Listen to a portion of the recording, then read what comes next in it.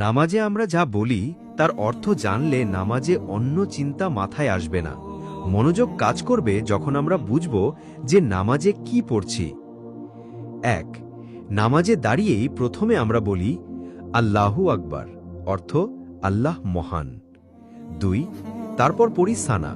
সানায় আমরা আল্লাহর প্রশংসা করি, নিজের জন্য দোয়া করি।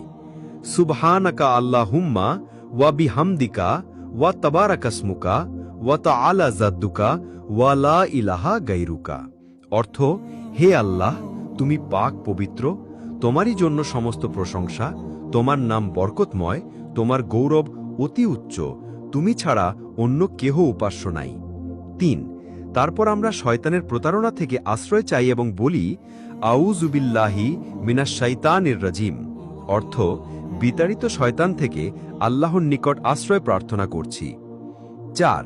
আল্লাহর পবিত্র নাম দিয়ে, আল্লাহর দয়া করুণার গুণ দিয়ে নামাজ এগিয়ে নিয়ে যাই এবং বলি বিসমিল্লাহির রহমানির রহিম, অর্থ পরম করুণাময় অসীম দয়ালু আল্লাহর নামে আরম্ভ করছি। ৫. এরপর আমরা সূরা ফাতিহা দিয়ে নামাজ শুরু করি। ২ রাকাত, ৩ রাকাত বা ৪ রাকাত ফরজ বা সুন্নতের নিয়ম অনুযায়ী নামাজ পড়ি। ৬. আমরা রুকুতে আল্লাহর উদ্দেশ্যে শরীর অর্ধেক ঝুঁকিয়ে দিয়ে মাথা নুইয়ে দিয়ে আল্লাহর প্রশংসা করি এবং ক্ষমা চাই। ৩ বা ৫ বার ৭ বার বলি সুবহানা রাব্বিয়াল আজিম বা সুবহানা রাব্বিয়াল আজিম ওয়া বিহামদিহি, অর্থ আমার মহান রবের পবিত্রতা ও প্রশংসা বর্ণনা করছি। ৭. তারপর রুকু থেকে উঠে আমরা বলি সামিআল্লাহু লিমান হামিদা, অর্থ আল্লাহ সেই ব্যক্তির কথা শোনেন যে তার প্রশংসা করে। তারপর পরপরই আমরা আবার আল্লাহর প্রশংসা করে বলি আল্লাহুম্মা রব্বানা ওয়ালাকাল হামদ, অর্থ হে আল্লাহ, যাবতীয় প্রশংসা কেবল তোমারই। ৮. তারপর আমরা সমস্ত শরীর নুইয়ে দিয়ে মাথাকে মাটিতে লুটিয়ে দিয়ে আল্লাহর নিকট সিজদা দেই। বিশেষ দ্রষ্টব্য, যে ব্যক্তি আল্লাহর জন্য একটি সিজদা করে আল্লাহ তার জন্য একটি নেকি লেখেন ও তার একটি পাপ দূর করে দেন ও তার মর্যাদার স্তর একটি বৃদ্ধি করে দেন।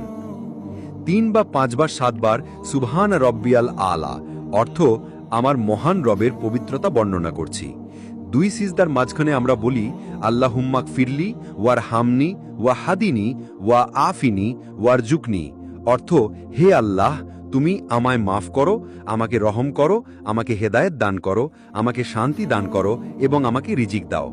এভাবে নামাজ শেষে মধ্য ২ রাকাত ৪ রাকাত ভিত্তিতে বৈঠক আর শেষ বৈঠকে তাশাহুদে আল্লাহর প্রশংসা করি। রসূল সাল্লাল্লাহু আলাইহি ওয়াসাল্লামের প্রতি দুরূদ